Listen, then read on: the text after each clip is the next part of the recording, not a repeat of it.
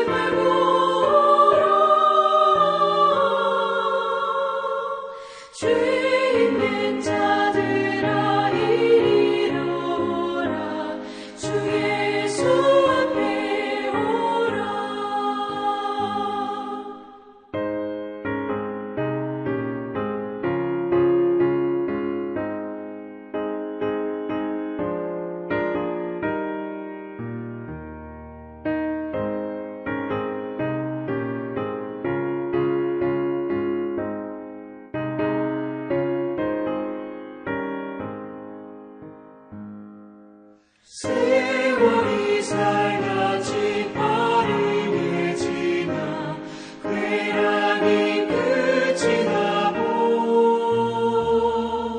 사망의 그늘이 너와 내 앞에 둘리며 날이 오네. 오라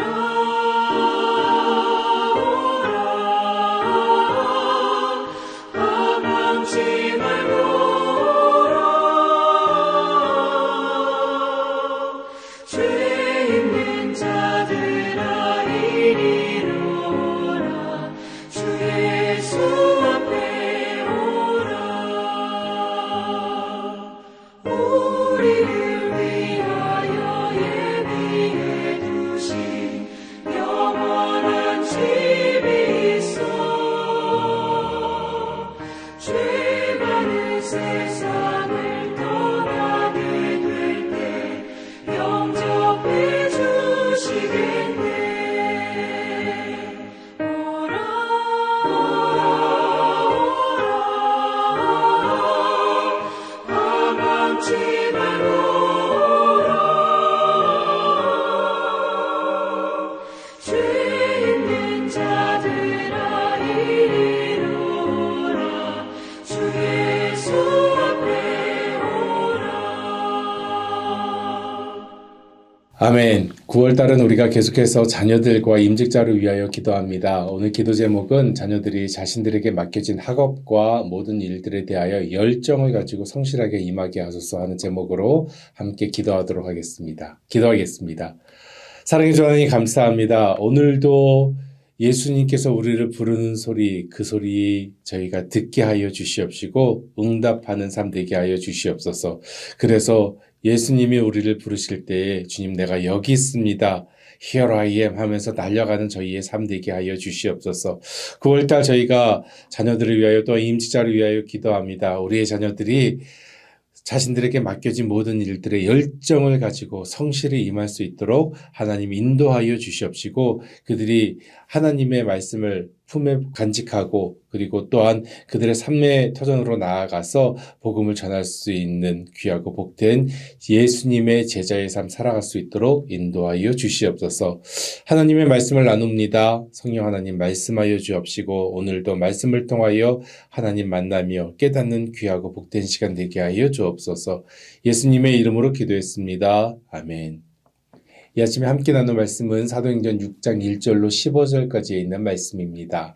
그때 제자가 더 많아졌는데 헬라파 유대인들이 자기의 과부들이 매일 구제에 빠짐으로 히브리파 사람을 원망하니 12사도가 모든 제자를 불러 이르되 우리가 하나님의 말씀을 제쳐놓고 접대를 일삼는 것이 마땅하지 아니하니 형제들아 너희 가운데서 성령과 지혜가 충만하여 칭찬받는 사람 7을 택하라.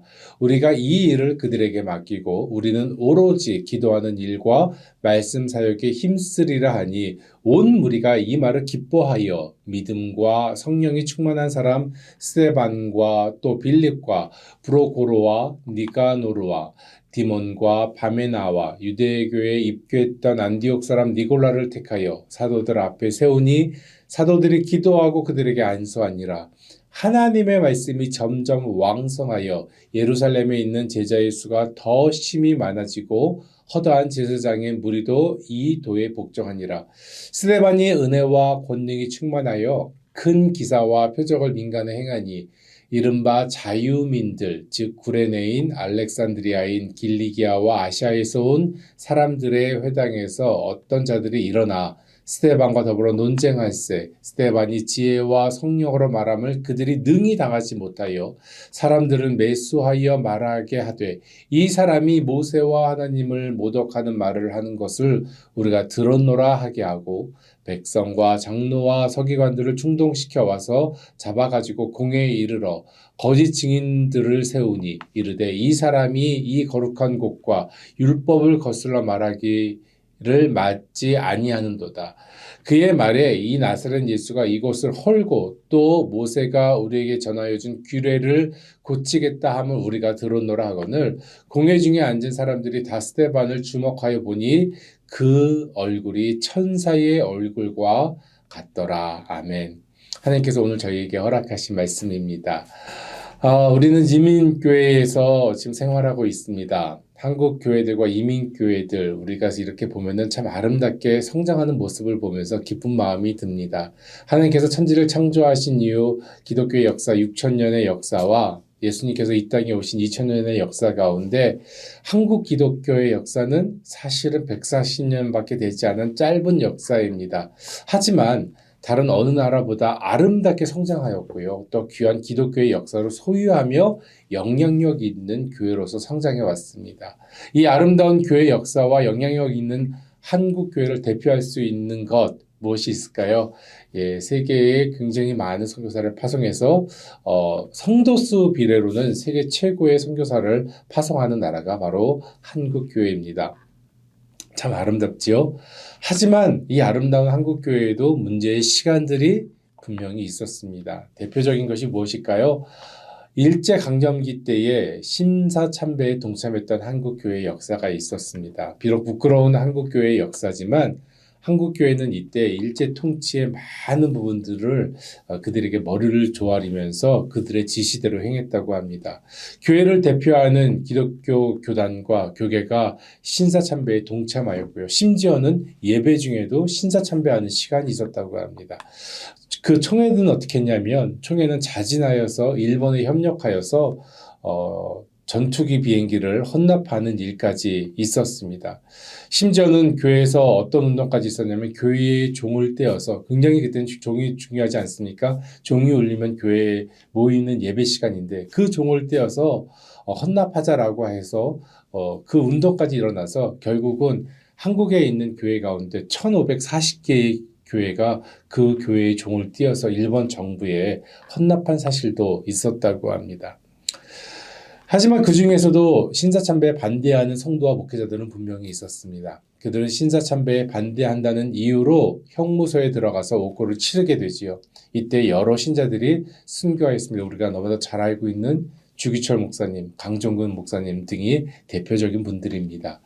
신사참배에 동참한 교회와 목회자 성도들은 일본 지배 하에 신앙생활을 하였고요. 신사참배 반대하였던 신앙인들은 그리고 목회자들은 옥중에서 그들의 신앙을 지켜나갔습니다. 그런데 한국교회의 갈등은 신사참배 반대자들이 옥고를 치르는 시간에 생겨난 것이 아니었다는 것이죠. 반대로 그들이 옥고를 다 치르고 난 후 추록하였고 난 다음에 그 다음에 한국교회에 갈등이 생겼습니다.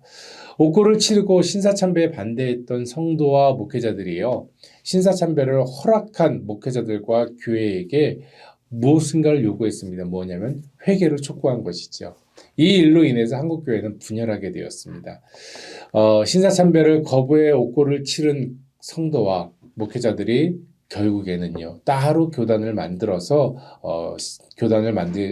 나오게 되었고 그게 바로 고려신학이라고 하는 교단이 생겨나게 되었습니다. 제가 왜 이야기를 장황하게 이야기하냐면 교회 안에서도 얼마든지 갈등이 나타날 수 있다라는 것입니다. 좋은 갈등도 있겠지요. 하지만 대부분의 갈등은 좋지 않은 것 같습니다. 오늘 성경 본문에도 초대교회 내에 갈등에 대한 이야기를 하고 있습니다. 갈등에 대한 부분이 나타나고 있습니다. 본문의 내용을 살펴보면 초대교회 안에 헬라파 그리스도인과 히브리파 그리스도인 간의 갈등이 있었지요. 1절에 있는 말씀입니다. 그때의 제자가 더 많아졌는데 헬라파 유대인들이 자기의 과부들이 매일의 구제에 빠짐으로 히브리파 사람을 원망하니라고 이야기합니다. 그때에라고 시작하는데 그때가 언제였을까요? 그때는 초대교회가 가장 뜨거웠던 오순절 성령강림의 역사가 있었던 바로 직후였을 것입니다. 그리고 우리가 6장 1절을 보고 있는데 5장 맨 마지막 절을 보면 이렇게 나와 있습니다. 그들이 날마다 성전에 있든지 집에 있든지 예수는 그리스도라고 가르치기와 전도하기를 그치지 아니하니라. 얼마나 뜨겁고 얼마나 아름다운 모습들이 펼쳐진 시간들이었습니까? 오순절 성령 강림의 충만함으로 모든 성도가 뜨거워졌던 시기였습니다. 그런데 왜 그들에게 갈등이 일어났는가요? 성령의 뜨거운 교회와 공동체라면은요 모든 것이 다 형통하고 천국 같아야 되는 거 아닙니까?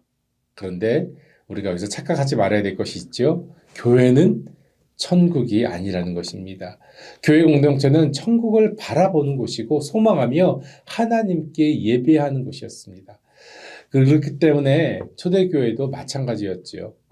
당시 초대교회 안에 많은 제자가 모였다고 이야기합니다. 그리고 그 출신들이 두 부류로 나눠져 있었습니다. 한쪽은 헬라파 그리고 한쪽은 히브리파 사이로 갈등이 생겨나기 시작했습니다. 히브리파는 어떤 사람들이죠? 정통 유대인들입니다. 정통 유대인들로 구성되어서 이제 예수 그리스도를 믿고 크리스천 기독교인들이 된 사람들입니다. 그것에 비하여서 헬라파는 문화적인 배경이 다릅니다. 헬라파들은 유대 본토를 떠나서 헬라에서 살다가 그리스에서 살다가 돌아온 사람들, 디아스포라죠. 그 사람들입니다. 그래서 그들은 그리스와 헬라의 문화를 갖고 있었습니다. 대부분이 히브리어를 잘 하시지 못하였다고 하고요. 히브리파에 비하여 소수의 사람들이 헬라파 사람들이었습니다. 이런 공동체의 구조 가운데 아마도 다수인 히브리파 사람들에게 더 많은 혜택이 주어졌을지 모르겠어요. 상대적으로 소수인 헬라파 과부들이 외면을 받고 있다는 것에 대해서 원망하는 모습이 오늘 성경에 나오고 있습니다. 그래서 헬라파 유대인들이 히브리파 사람들을 원망하게 된 것입니다. 아마도 이런 갈등이 교회 안에, 초대교회 안에 문제였던 것 같아요. 이 문제를 고심하던 12사도는 어떻게 합니까? 사도의 본질인 하나님의 말씀을 전하는 것을 제쳐놓고 접대하는 일에 몰두하는 것이 마땅치 않다라고 이야기합니다. 2절에서부터 4절에 있는 말씀인데요. 12사도가 모든 제자를 불러 이르되 우리가 하나님의 말씀을 제쳐놓고 접대를 일삼는 것이 마땅하지 아니하니 형제들아 너희 가운데 성령과 지혜가 충만하여 칭찬받는 사람 7을 택하라. 우리가 이 일을 그들에게 맡기고 우리는 오로지 기도하는 일과 말씀 사역에 힘쓰리라 하니 결국 교회는 12사도에게 하나님의 말씀을 전파하는 일에 전념하게 하고 성령과 지혜가 충만한 7지사를 세워서 교회의 일들을 맡긴다는 것이지요. 본문을 보면서 두 가지 생각이 납니다. 첫 번째는 교회는 천국이 아니라는 것, 예, 다시 한번 강조하게 되는 것 같아요. 교회 공동체 역시 완벽하지 않은 곳이므로 얼마든지 갈등이 존재합니다. 하지만 초대교회는 어땠습니까? 이 갈등을 외면하지 않았습니다. 하나님의 말씀으로 잘 해결해 나갈 수 있는 능력을 키우고 또 그것을 사랑으로 변환시키는 곳으로서 교회를 만들었습니다. 왜냐하면 십자가에서 우리를 위하여 사랑으로 피 흘려 돌아가신 예수님께서 우리의 교회, 우리 교회의 머리가 되시기 때문이라는 것이죠. 또 한 가지 생각해 보는 것은 교회 안에는 각각의 직분이 있다는 것입니다. 직분. 이것은 결코 계급이 아니죠. 예. 각자 맡겨진 소명에 따라서 행하는 위치가 직분입니다. 만약 장로, 집사, 권사가 계급이라면 어떻습니까? 뭐 군이나 경찰처럼 훌륭한 일을 하거나 영광스러운 순직을 했을 때 군대와 경찰은 어떻게 합니까? 예, 1계급 특진시키죠. 그런데 교회는 결코 그런 일이 일어나지 않습니다. 교회는 결코 한두 사람이 일할 수 있는 곳이 아니기 때문에 여러 사람들이 모여서 각각의 직분을 맡습니다. 교회는 모든 직분자와 모든 소망자가 함께 만들어 나가는 것입니다. 그러므로 각각의 직분자인 집사, 교사, 권사, 장로, 목사는 계급이 아니라 하나님께서 맡겨주신 소명이라는 것이죠. 그 소명을 따라 자신에게 맡겨진 일을 행하는 것입니다. 오늘 성경에서 보듯이 사도들이 모든 일에 참여하다가 그들의 직분에 합당한 말씀 전하는, 복음 전하는 일이 부족해진다면 그것은 교회와 복음 전파에 큰 손실이겠지요. 그러므로 알 수 있는 것은 모든 소명자, 각각의 사명이 모두 똑같이 중요하다는 것입니다. 사랑하는 성도 여러분, 여러분들에게 맡겨진 각각의 직분, 소명과 사명을 따라 하나님 앞에 진실하게 행함으로써 하나님의 칭찬받는 제자가 되시기를 주님의 이름으로 축원드립니다. 오늘 말씀을 통하여서 우리에게 주시는 부르심의 모습 두 가지를 한번 나누어 보길 원합니다. 첫 번째는 모든 문제를 성령의 지혜로 해결해야 합니다. 라는 것입니다. 가정과 교회와 사회의 모든 곳에 있는 문제들을 성령의 지혜로 해결하라는 것입니다. 핀란드에 사는 성도들이 헬싱키 도시에 교회를 세우고 싶어 했다고 합니다. 아마 1960년대 이야기인 것 같습니다. 하지만 그 당시에 헬싱키 법으로는 도시 중앙에 교회를 세우는 것을, 건축하는 것을 금지했다고 해요. 그럼에도 헬싱키 교인들은 교회를 헬싱키 시내에 세우겠다고 끊임없이 기도했습니다. 그러던 어느 날 이 소식을 들은 유명한 그리스도인 건축가가 찾아와서 훌륭한 의견을 제시했습니다. 그것은 바로 헬싱키 도시 중앙에 너무나 커서 없애지 못하는, 그래서 그대로 내버려둔 바위를 교회로 만들자는 것입니다. 아니, 어떻게 바위를 교회로 만듭니까? 얘기했더니 그분이 그렇게 얘기해요. 바위 속을 파내고 지붕을 덮고 문을 만들면 겉은 그대로 바위지만 그 안에서는 예배드릴 수 있는 교회가 될 것이라는 것이죠. 성도들은 이 놀라운 의견에 찬성하였고요. 때마침 시에서도 그것을 즉시 허가해 주었다고 합니다. 그래서 핀란드 헬싱키 도시 가운데는 암석교회, 바위교회가 세워져 있습니다. 그 교회가 지금도 유명한 템펠리아 우키노 교회입니다. 이 교회는 지금도 헬싱키에 굉장히 유명한 관광지로 또한 나와 있다고 합니다. 우리에게는 항상 문제가 존재하고 갈등이 존재합니다. 하지만 하나님께서는 우리에게 지혜를 주셨습니다. 그리고 그 지혜를 사용하도록 허락해 주셨습니다. 하나님께서 주시는 지혜, 이 지혜는 어느 누구도 당할 수 없으며 아무리 불가능한 것이라도 주님이 함께 하시면, 하나님께서 함께 하시면, 성령이 함께 하시면 가능하게 될 줄로 믿습니다. 우리는 알고 있습니다. 다시 말하지만 항상 우리에게는 문제가 존재하고 갈등이 존재합니다. 여기에 필요한 건 무엇입니까? 하늘의 지혜, 하나님의 지혜입니다. 세상적인 지혜도 살아가면서 필요하겠지만 우리 영혼과 삶에 정말 필요한 것은 하나님께서 주시는 성령의 지혜인 것입니다. 오늘 3절에 있는 말씀 다시 한번 봅니다. 형제들아, 너희 가운데서 성령과 지혜가 충만하여 칭찬받는 사람 7을 택하라. 우리가 이 일을 그들에게 맡기고 라고 이야기하죠. 헬라파 유대인들과 히브리파 사람들 사이에 갈등을 두고 사도들은 성령과 지혜가 충만한 7사람을 택하게 됩니다. 5절에서부터 6절에 있는 말씀입니다. 온 무리가 이 말을 기뻐하여 믿음과 성령이 충만한 사람 스데반과 또 빌립과 브로고로와 니가노르와 디몬과 바메나와 유대교에 입교했던 안디옥 사람 니골라를 택하여 사도들 앞에 세우니 사도들이 기도하고 그들에게 안수하니라. 아멘. 믿음과 성령이 충만한 사람으로 7지사를 세우고 나니 모든 상황은 바뀌었습니다. 어떻게 바뀌었습니까? 7절입니다. 하나님의 말씀이 점점 왕성하여 예루살렘에 있는 제자의 수가 더 심히 많아지고 허다한 제사장의 무리도 이 도에 복종하니라. 아멘. 하나님께서 주시는 지혜로 갈등은 봉합되었고요. 오히려 교회는 점점 왕성하여졌다고 합니다. 그리고 제자의 수가 심히 많아졌다고 성경은 이야기하지요. 하나님께서 주시는 지혜는 인간의 계획보다 한없이 무궁무진합니다. 우리가 너무나도 잘 알고 있는 마태복음 7장에 있는 말씀 가운데 이런 말씀이 있죠. 너희가 악한 자라도 좋은 것으로 자식에게 줄 줄 알거든 하물며 하늘에 계신 너희 아버지께서 구하는 자에게 좋은 것으로 주시지 않겠느냐. 구하는 우리에게 하나님께서 모든 문제를 해결할 수 있는 가장 좋은 것으로 주신다는 것입니다. 모든 문제, 가정의 문제, 교회 문제, 공동체 문제, 우리 다락방의 문제 등등 모든 문제를 하나님께서 주시는 지혜로 해결되기를 소망합니다. 1절에서부터 7절의 말씀을 통하여 우리는 몇 가지 생각을 해보게 됩니다. 교회에서 사람을 세우고 선택함에 있어서 무엇이 가장 중요한가? 오늘 성경은 이렇게 이야기하지요. 성령과 지혜가 충만한 사람이라는 것이지요. 시편 111편에 이렇게 이야기합니다. 여호와를 경외함이 곧 지혜의 근본이라. 그 계명을 지키는 자는 다 좋은 지각이 있다라고 이야기하고 있습니다. 지혜의 근본이 여호와를 경배함, 예배함을 잊지 말기를 바랍니다. 그리고 또 한 가지 모든 문제를 하나님께서 주시는 지혜로 해결할 때에 그 문제는 온전히 매듭되어지고 우리는 그 문제를 통하여 더 큰 은혜로 나아갈 수 있다는 것입니다. 사랑하는 성도 여러분, 여러분이 가지고 있는 모든 문제, 모든 갈등, 이 모든 것을 하나님의 지혜로 더 큰 은혜로 나아가서 그것을 발판으로 더 큰 은혜가 여러분들의 삶 가운데, 여러분들의 공동체 가운데 있기를 주님의 이름으로 축원합니다. 두 번째로 은혜와 성령의 지혜로 직분을 행하기를 원합니다. 라고 하는 말씀을 전하고 싶습니다. 은혜와 성령의 지혜로 직분을 행하십시오.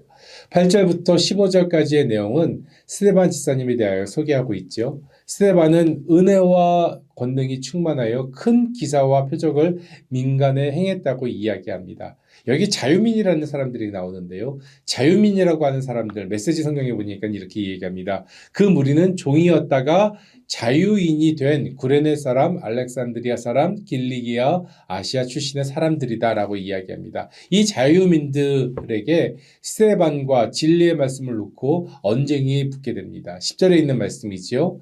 스데반이 지혜와 성령으로 말함을 그들이 능히 당하지 못하여 라고 이야기합니다. 지혜와 성령께서 스데반의 입을 열게 하셔서 말하게 하심으로 그 입을 그 자유민들이 이길 수 없었다고 이야기합니다. 결국 그들은 사람들을 매수하고 충동하며 거짓 증인까지 세워서 스데반을 모함하지요. 11절부터 13절까지 있는 말씀입니다. 사람들을 매수하여 말하게 하되 이 사람이 모세와 하나님을 모독하는 말을 하는 것을 우리가 들었노라 하게 하고 백성과 장로와 서기관들을 충동시켜 와서 잡아가지고 공회에 이르러 13절 거짓 증인들을 세우니 이르되 이 사람이 이 거룩한 곳과 율법을 거슬러 말하기를 마지 아니하는도다. 그런데 사도행전 기자 누가지요. 누가는 갑자기 스데반 집사님의 얼굴에 대해서 이렇게 설명합니다. 15절에 있는 말씀입니다. 공회 중에 앉은 사람들이 다 스데반을 주목하여 보니 그 얼굴이 천사의 얼굴과 같더라. 왜 사도행전 기자 누가는 이때 스데반의 얼굴을 표현했을까요? 그 얼굴이 천사의 얼굴과 같았다고 이야기하지요.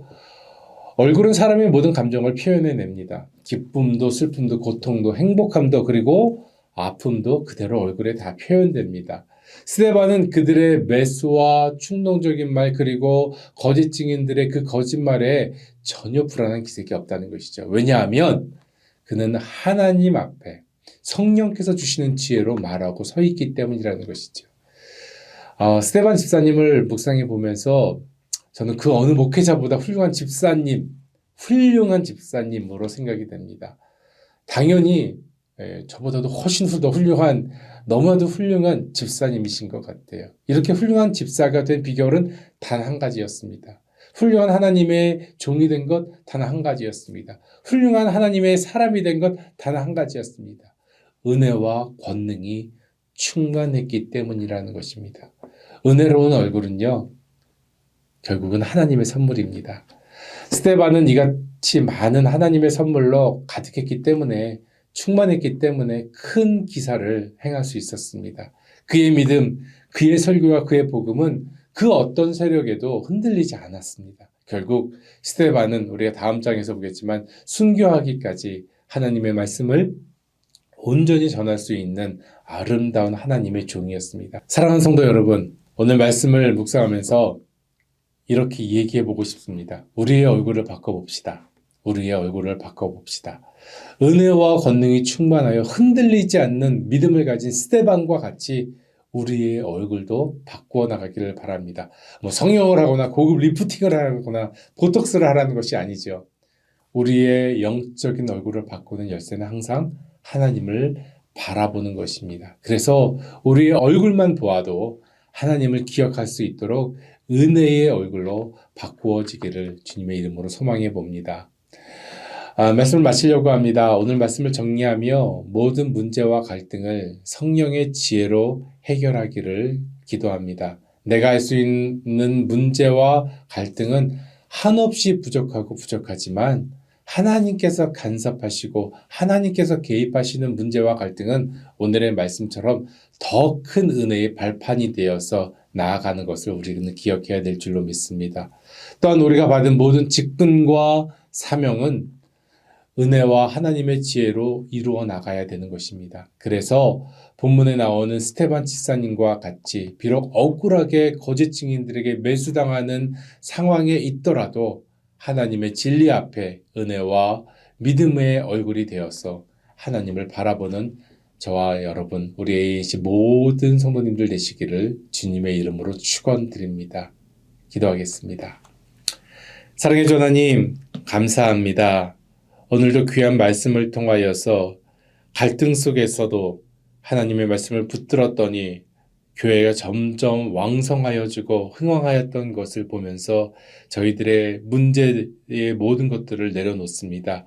하나님, 우리가 문제만 바라보지 않게 하여 주옵시고 갈등만 바라보지 않게 하여 주시고 그 모든 것을 다스리시는 하나님의 그 인자하심과 그 은혜를 저희가 기억하며 그 갈등과 그 어려움을 통하여서 더 큰 은혜로 나아갈 수 있는 저희의 삶 될 수 있도록 인도하여 주시옵소서.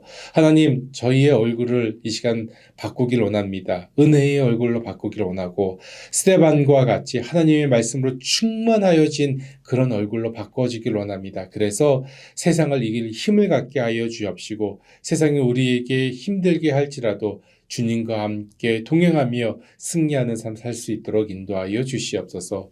오늘 하루도 주님께 우리의 삶을 맡깁니다. 저희의 손잡고 함께 동행하여 주시옵소서. 감사하며 살아계신 예수님의 이름으로 기도드렸습니다. 아멘.